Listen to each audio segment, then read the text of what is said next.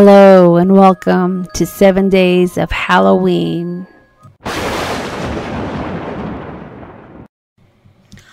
everyone, it's Monica and welcome back to Taylor-Made Cards for You. Well, today is our third day in our 7 days series of 7 Days of Halloween. And we're going old school today. I pulled out some of my old paper packs that I got from prior Halloween releases, and I decided that we needed to make some little envelopes. Now, the die set that I'm going to be using is the set called Collector. And you remember this one, right? This is the one that was recently released. And then I'm also going to use an old stamp set and then these wonderful glassine paper that I've had in my stash for a while. The paper isn't available anymore, so I've been very particular about using it. But today, like I said, we're going old school and we're going to bring out some of our old stash and we're going to make these cute little envelopes. Now, I also wanted to share with you these stickers that I have in my shop. These are retro Halloween stickers, and these would be fun on these little envelopes. So if you don't have stamps that you can decorate your retro envelopes with, you can easily get some stickers from the shop. All right, so let's go ahead and jump right into this project. So the first thing that I did, of course, is to die cut all of the pieces that I'm going to want to use. And again, I'm using the die set called Collector, and this is the one that came out recently.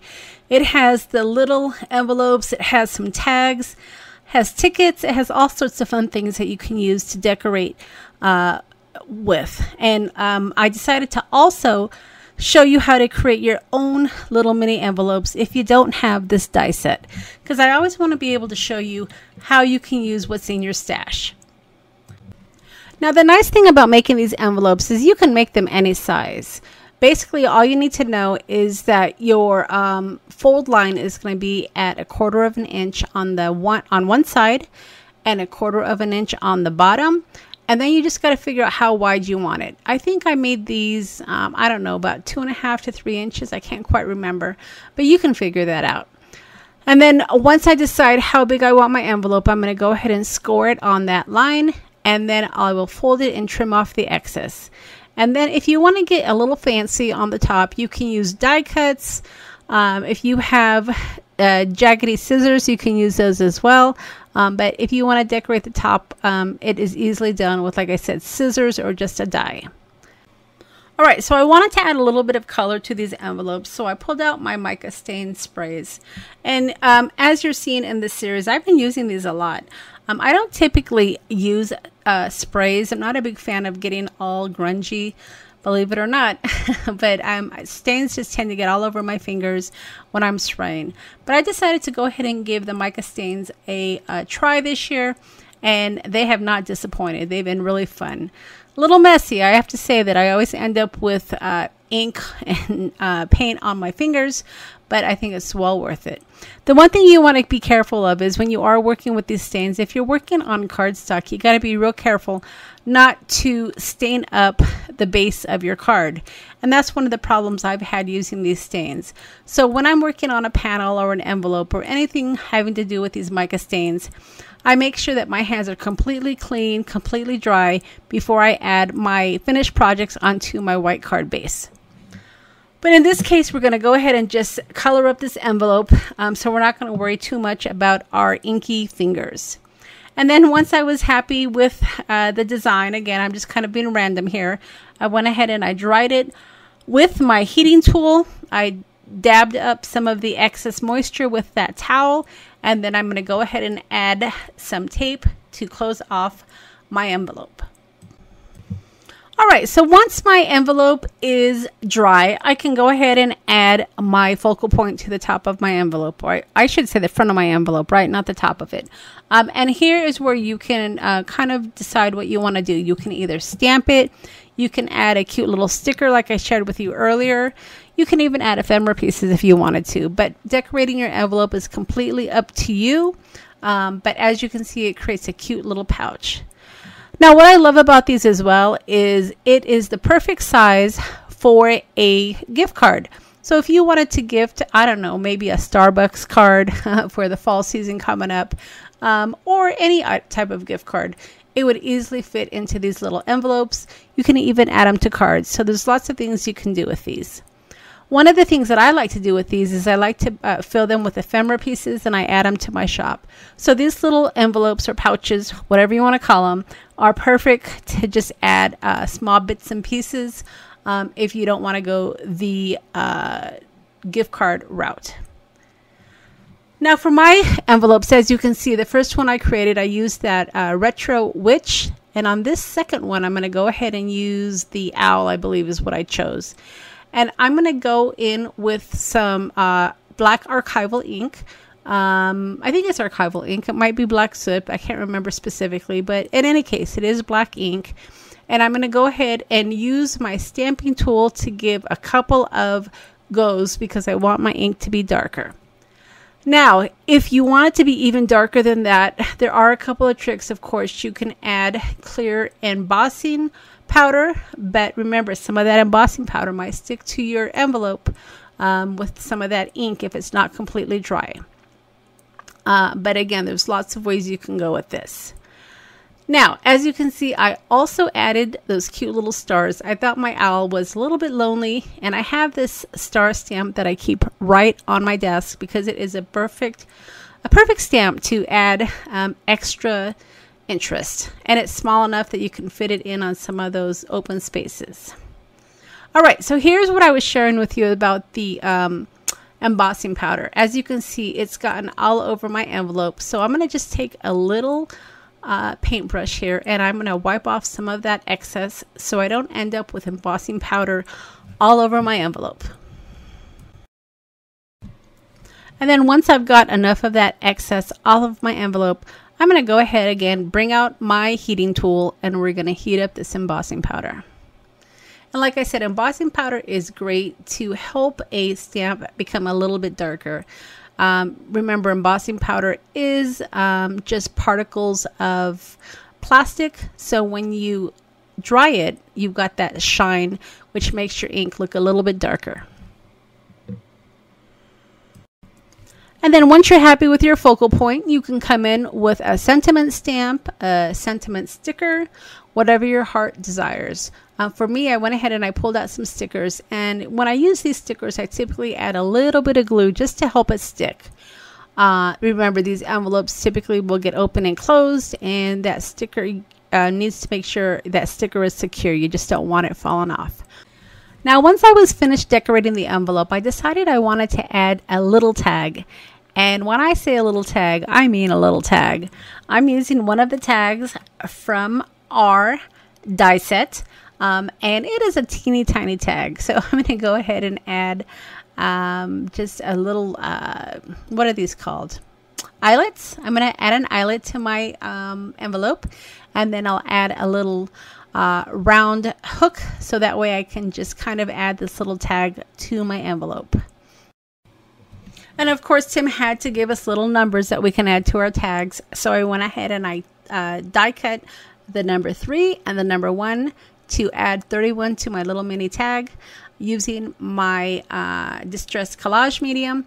And then I'm going to add it to my envelope, which will finish it off nicely. And remember, you can do these envelopes with any of your cardstock you have on hand. It's a very simple design, and it's a real easy way to make little envelopes if you don't have the die set. Now, of course, if you have the die set, then you're going to be able to make some wonderful coin envelopes, and we're going to jump into that right now.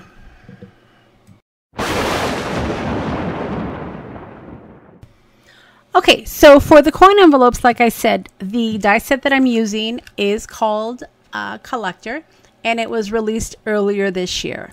And I went ahead and I cut out several dies using some of that Halloween paper that I shared with you at the beginning of the video.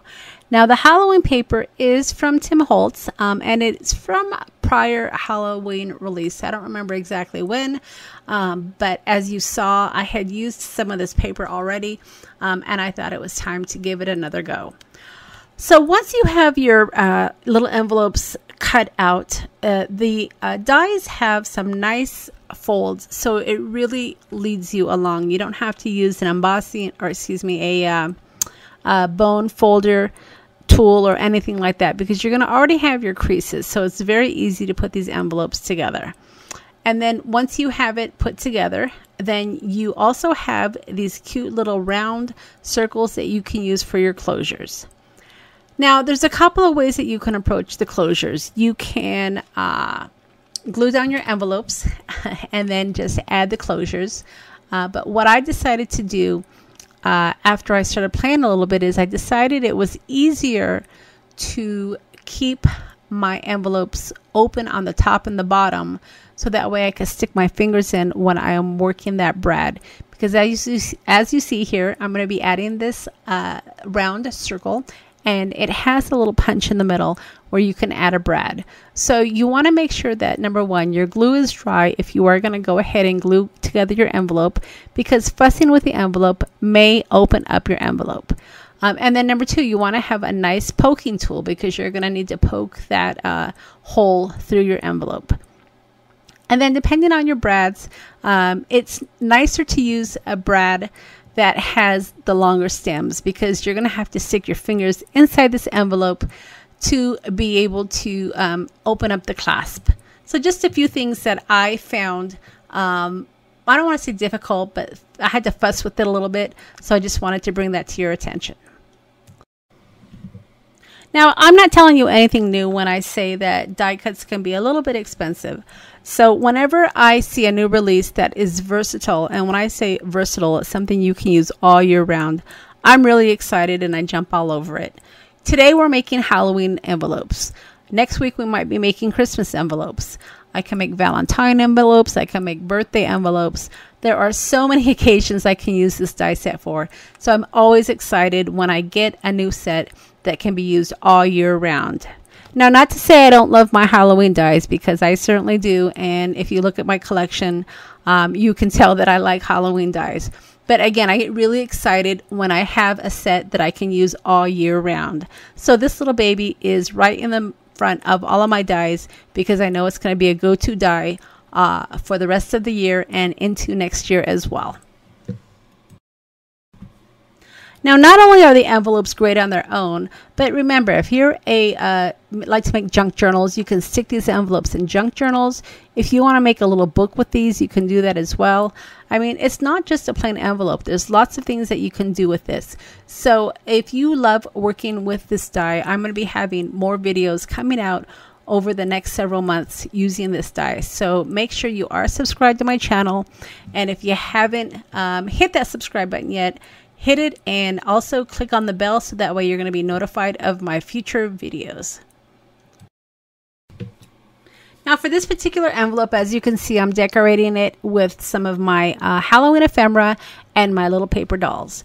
Now these are the small paper dolls that came out, oh gosh, earlier this year, I believe, and I was so happy with when Tim brought back his smaller paper dolls. If you recall, when the dolls were first released, they came in 3 sizes. And then for a while, he got away from having the smaller paper dolls in his package, which was sad for me, because I like making smalls. And apparently there are a lot of people out there that like to work with smalls, because then he brought back a package with just smalls. And of course, I had to jump all over it. Now, I haven't yet gotten my Halloween paper dolls, and you know, I probably don't need any more paper dolls. If you've seen my collection, you know I have quite a few, but I have a feeling they're going to end up in one of my shopping carts. So I always am excited to get the themed paper dolls. And when I say themed, he's got his Halloween paper dolls, which have a little bit of creepy characters in them. And then, of course, he's got his Christmas paper dolls, which have more of a winter theme. All right, so let's jump into our second envelope. And for the second envelope, I went just with some craft cardstock, because I wanted to show you that if you don't have the Halloween paper, you still can participate in the fun. All you need to do is, again, cut out the envelope using, I don't know, maybe craft cardstock. You can use white cardstock or even beige cardstock. Now, if you want black cardstock, you could probably use white embossing powder. So there's a lot of ways you can go with these little envelopes. But for this envelope, I decided to use the craft cardstock, and I am going to stamp it using this black cat. And I think it's going to look awesome. Now, once again, I'm using my stamp platform, and I'm going to run this through a few times. As you can see, the first time around, I didn't get a very crisp image, but this stamp platform is going to solve that problem for me. I don't know about you, but I don't know how we made cards without a stamp platform, because I tended to stay away from these darker stamps because I can never get a crisp image. And now I don't have to say that anymore. Now I can get these silhouette stamps that have lots of ink in on your surface, and you can just stamp it several times till you get the perfect image. So this definitely was a game changer for me, as it was for many other crafters out there. So as you can see, after just a few swipes, I've got this nice black cat, which is fits perfectly on this little craft envelope. And since I have my embossing powder out, I'm going to go ahead and add some embossing powder to this black cat, so that way it's a little bit shiny as well.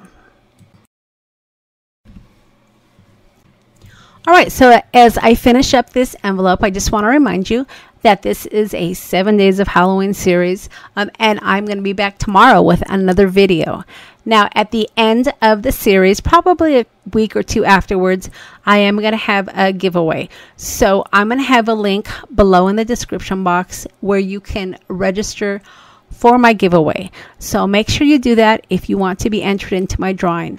I haven't quite decided when I'm going to be giving away yet, but I'm sure it's something that will be a nice surprise for anybody that wins it. So once again, if you haven't subscribed to my channel, don't forget to hit that subscribe button before you head out. And if you haven't hit the like button yet, hopefully you've been liking my series, and you will hit that like button as well. So we'll see you back tomorrow for day 4 of our 7 days of Halloween. Thanks for stopping by.